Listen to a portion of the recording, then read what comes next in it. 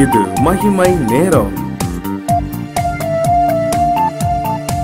கிறிஸ்துவுக்குள் மிகவும் பிரியமான மகிமை டிவி நேயர்களே, உங்களுக்கு ஆண்டவராகிய இயேசு கிறிஸ்துவின் நாமத்திலே என் அன்பின் வாழ்த்துக்கள்.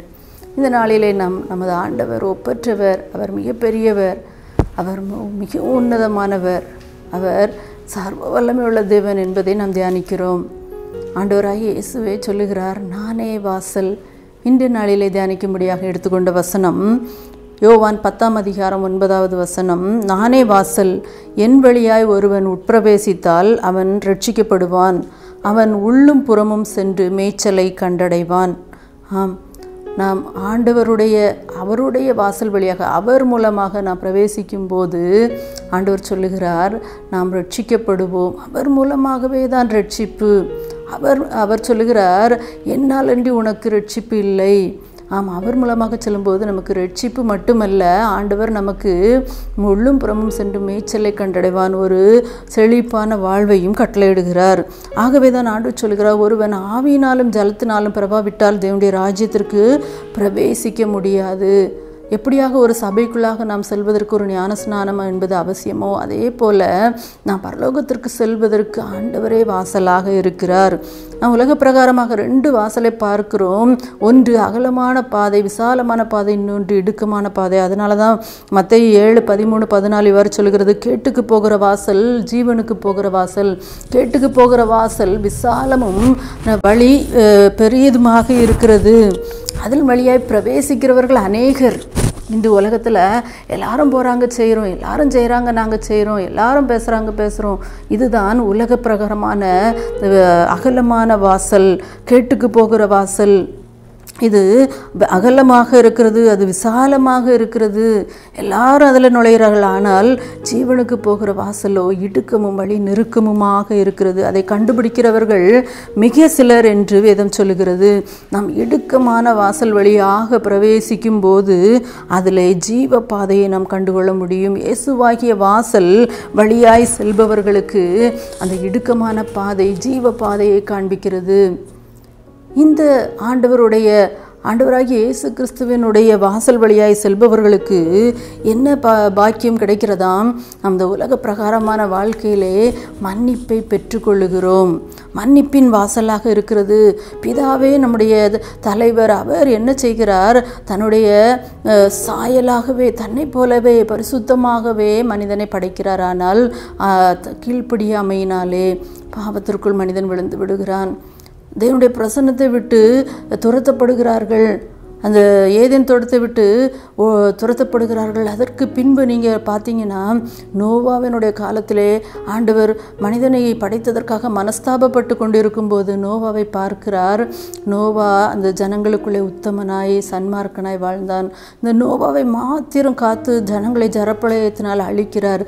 ஆனால் ஆண்டவர் நோவாவோடு ஒரு உடன்படிக்கை ஏற்படுத்துகிறார். இனி நான் இப்படி செய்வதில்லை என்று சொல்லி ஒரு உடன்படிக்கை எடுத்திருக்கிறார். அதன் பின்பு பலி செலுத்தி நோவா ஆண்டுடைய சமூகத்தில் சென்று பரிசுத்த ஸ்தலம், மகாபரிசுத்த ஸ்தலம் என்று மனிதர்கள் பாவ நிவிருத்திக்காக, தங்களுடைய பாவங்களுக்காக ஆண்டுடைய சமூகத்தில் இரத்தத்தை சிந்துகிறதை பார்க்கிறோம். இவ்வாறு செய்யப்படும் போது அவருடைய பாவங்கள் மூடப்படுகிறது. ஆனால் ஆண்டவராகிய இயேசு கிறிஸ்து மூலமாக மட்டுமே அந்த பாவங்கள் என்ன செய்யப்படுகிறது? மன்னிக்கப்படுகிறது. ஆகவே தான் இயேசு என்ற பெயருக்கு, ஏனெனில் அவர் தமது ஜனங்களின் பாவங்களை நீக்கி அவர்களை ரட்சிப்பார் என்று வேதம் சொல்லுகிறது. 1 தீமோத்தேயு 1:15 இவ்வாறு வாசிக்கிறோம், பாவிகளை ரட்சிக்க கிறிஸ்து இயேசு உலகத்தில் வந்தார் என்கிற வார்த்தை எவ்வளவு உண்மையாய் இருக்கிறது என்று. நம்முடைய பாவங்களை நாம் அறிக்கையிட்டால், பாவங்களை நமக்கு மன்னித்து எல்லா அநியாயத்தையும் நீக்கி நம்மை சுத்திகரிக்க அவர் உண்மையுள்ளவராய் இருக்கிறார். பிரியமானவர்களே, நம்முடைய ஆண்டவராகிய இயேசு கிறிஸ்துவினுடைய வாசல் மன்னிப்பின் வாசலாக, நம்முடைய பாவங்களை மன்னிக்கும் இடமாக அது இருக்கிறது. அடுத்தபடியாக ஆண்டவர் மீட்பின் வாசலாக இருக்கிறார் நமக்கு. நம்மை மீட்கும் பொருளாக பிதாவானவர் தன்னுடைய ஒரே பேரான குமாரனை நம்மை மீட்கும் பொருட்டு அவர் தந்தருளுகிறார், இரட்சகராக அனுப்புகிறார். ஆகவே தான் லூக்கா 9:56 இவ்வாறு வாசிக்கிறோம், மனுஷகுமாரன் மனுஷனுடைய ஜீவனை அழிக்கிறதற்கு அல்ல ரட்சிக்கிறதற்கே வந்தார் என்று பார்க்கிறோம். யோவான் 3:14 அவருடைய மேலான அன்பை நாம் இங்கு பார்க்கிறோம். யோவான் கூட சொல்லுகிறார், இவர் உலகத்தின் பாவத்தை சுமந்து தீர்க்கிற தேவ ஆட்டுக்குட்டி என்று அறிக்கையிடுகிறார். நான் உலகத்தை நியாயம் தீர்க்க வராமல் உலகத்தை ரட்சிக்கவே வந்தேன் என்று ஆண்டவர் சொல்லுகிறார். எவ்வளவு பெரிய கிருபை பாருங்க, ஒரு பெரிய மாபெரும் மீட்பை நமக்கு கொடுக்கும்படியாக. ஆகவே தான் லூக்கா 19:10 சொல்லுகிறது, இழந்து போனதை தேடவும் ரட்சிக்கவுமே மனுஷகுமாரன் வந்திருக்கிறார், பிணியாளிகளுக்கு வைத்தியன் வேண்டியதை அல்லாமல் சுகமாயிருக்கிறவர்களுக்கு அல்ல என்று இயேசு சொல்லுகிறார்.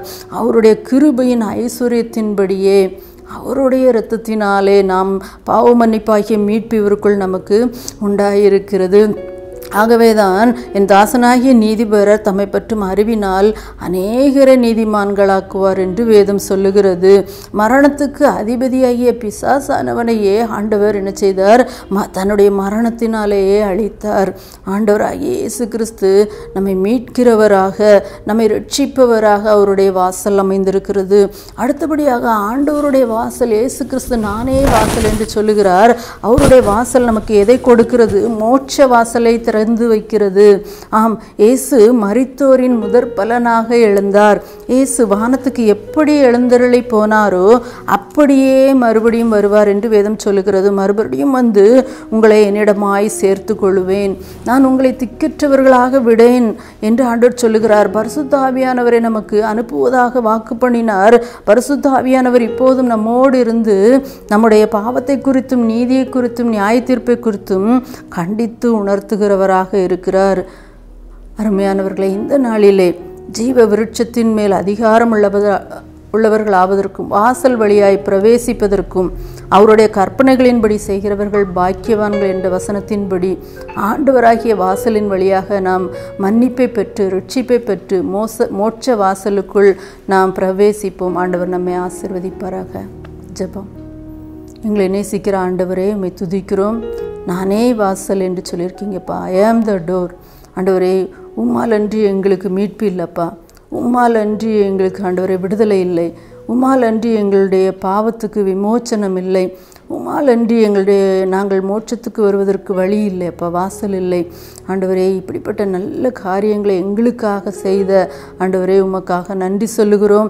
இதை ஆண்டவரே ஒவ்வொருவரும் நாங்கள் புரிந்து கொண்டு உம்முடைய ஆண்டவரே வாசல் வழியாய் இடுக்கமான வாசலாக இருந்தாலும் நெருக்கமாக இருந்தாலும் ஆண்டவரே நாங்கள் ஜீவ பாதையை தெரிந்து கொள்ள எங்களுக்கு கற்றுத்தாங்க. மீட்பர் இயேசுவின் மூலம் ஜெபிக்கிறோம் நல்ல பிதாவே. ஆமென்.